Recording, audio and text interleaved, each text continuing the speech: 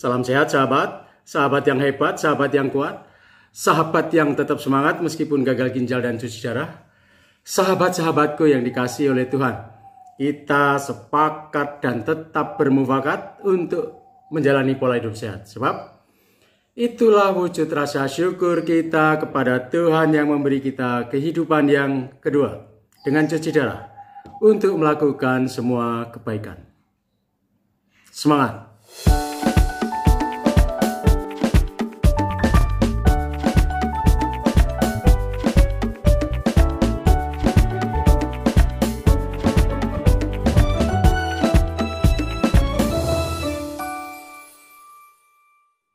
Ini pertanyaan yang sering diajukan dan sering dipertanyakan di media-media sosial maupun di dalam pergaulan pasien cuci darah, yaitu cara meningkatkan HB, khususnya penggunaan sumber makanan, secara spesifik buah bit. Apakah buah bit itu dapat menaikkan HB? Secara khusus lagi, apakah buah bit dapat menaikkan HB secara cepat? Ini banyak ditanyakan, juga banyak dijalani oleh para pasien HD yang kesulitan mempertahankan HB, yang kesulitan menaikkan HB, yang HB-nya selalu merosot, sering transfusi.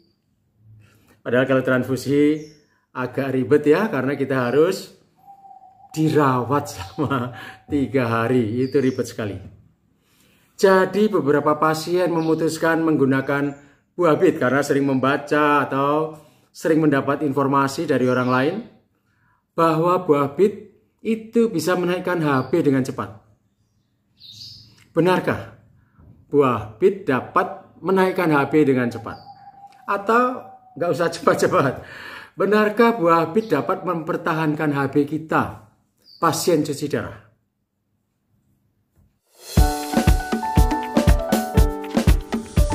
Sahabat, sekitar 8-10 tahun yang lalu, saya juga mengalami kesulitan mempertahankan HB. Naik sampai 10 lalu dipertahankan itu susah sekali. Saya sampai belanja EPO ya. Belanja EPO itu sekali belanja untuk sebulan itu biasanya 1 paket ya. 1 paket itu 6 plus 1, jadi dapat 7. Harganya cukup mahal waktu itu. Belum ada BPJS ya.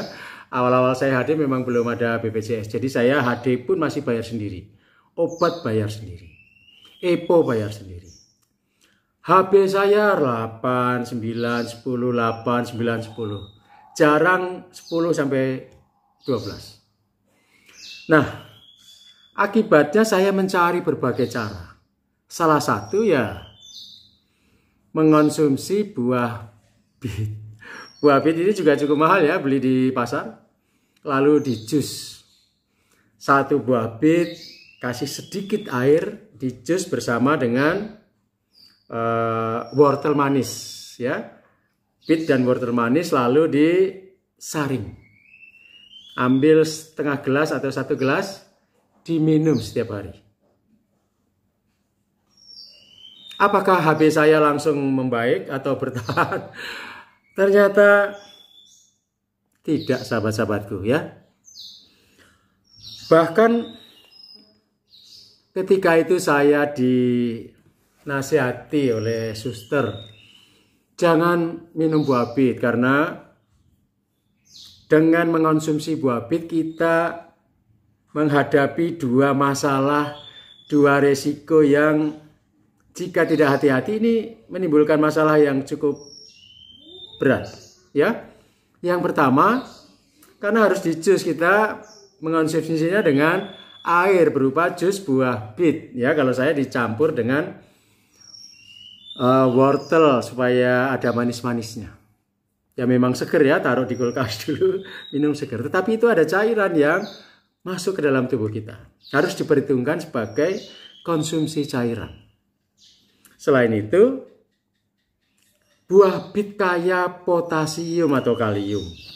Dalam 100 gram atau satu buah bit itu kaliumnya sangat tinggi. Jadi hati-hati buat teman-teman baru yang HD-nya belum bisa adekuat. Hati-hati buat teman-teman yang belum mengerti bagaimana HD yang adekuat. Lalu, apakah benar buah bit itu bisa memperbaiki HB? Sahabatku, pada kondisi yang normal, orang-orang sehat, buah bit juga disarankan untuk dikonsumsi sebagai penopang perbaikan HB. Kenapa?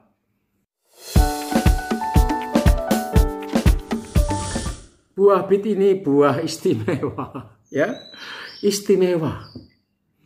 Hal-hal yang dibutuhkan untuk pembentukan HB itu hampir sebagian besar tercakup di buah bit. Buah bit itu kaya protein yang dibutuhkan juga untuk pembentukan HB. Juga kaya zat besi. Zat besinya ini luar biasa. Juga kaya folat, asam folat. 3 ini merupakan unsur pokok dalam pembentukan sel darah merah selain EPO dan vitamin B9. Jadi 3 unsur sudah terpenuhi di dalam buah bit. Tetapi kenapa? Kenapa dengan mengonsumsi buah bit waktu itu HB saya nggak bisa naik signifikan, juga nggak bertahan di 10 atau lebih dari 10. Tetap 8, 9, 8, 9, 10. Ya karena masalah HB pada pasien cuci darah itu kompleks, sahabat-sahabatku. Masalah HB pada pasien cuci darah itu kompleks.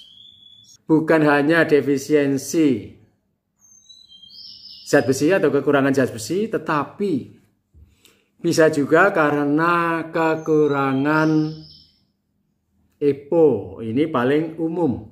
Ya karena ginjal kita sudah tidak menghasilkan lagi EPO, eritropoietin, yang menentukan, memobilisasi, memerintah sumsum tulang belakang untuk memproduksi HB saat HB kita rendah.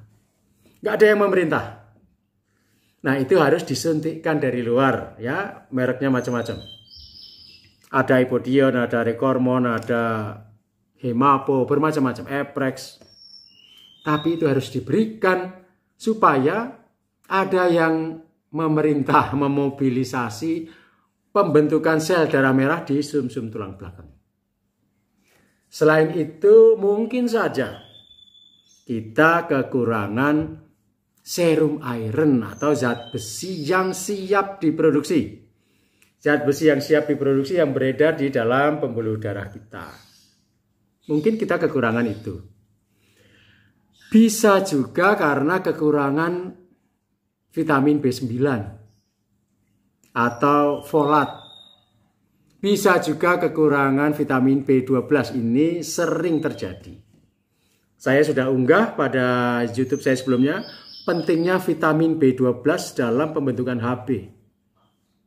Kenapa? Karena vitamin B12 itulah yang menumbuhkan sel-sel bakal eritrosit yang disebut retikulosit yang masih menempel di pembuluh-pembuluh tepi, ya, pembuluh darah.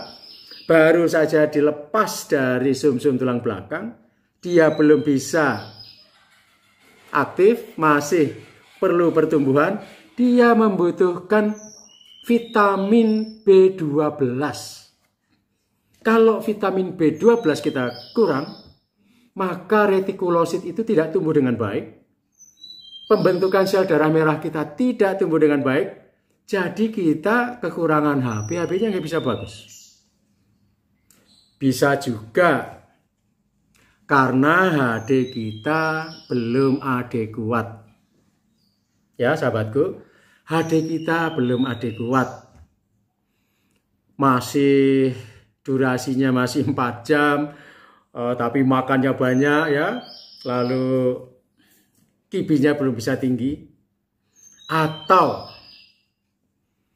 urium pre-HD-nya, kalau teman-teman pernah ngecek, urium pre-HD-nya tinggi sekali sehingga proses cuci darah tidak bisa menormalkan lagi urium. Urium post HD-nya masih tinggi. Nah, kalau kita belum bagus uriumnya, tandanya masih mual-mual sebelum HD berikutnya masih nggak nyaman, nggak ada selera makan, badan nggak enak, ya mulut nggak enak, nggak nyaman. Itu uremik, uriumnya masih tinggi. Itu menyebabkan sel darah merah kita yang masih hidup itu cepat mati, cepat rusak, sehingga sel darah merah kita berkurang. Sementara pembentukan sel darah merah kita juga terhambat kalau darah kita kotor. Jadi teman-temanku, dalam rangka HB ini perlu diperiksa lagi hal-hal yang saya sebutkan tadi. Coba lihat, ada 3 seri mengenai HB di video saya. Ya, klik video, cari itu mengenai HB. Ada 3 seri. HB yang darurat maupun mempertahankan HB maupun meningkatkan HB. Ada di situ. Kuncinya ada 5 tadi ya. Zat besinya dikoreksi, atau folatnya, asam folat, vitamin B9 atau vitamin B12, protein, asam amino esensial. Lalu EPO, kalau 5-5-nya cukup, tapi HB-nya belum bagus, cek lagi urium darah. Urium darah kita dicek. Pre-HD uriumnya 100 sampai 130. Post HD harus di bawah 40. Kalau pre-HD-nya di bawah 130, mudah sekali untuk HD adekuat. Jadi kalau 5 unsur sudah terpenuhi, tambah 1, 5 plus 1, yaitu HD adekuat.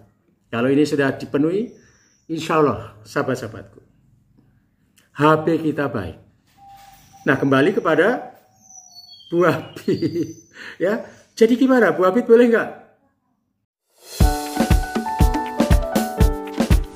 Ya, saya katakan boleh.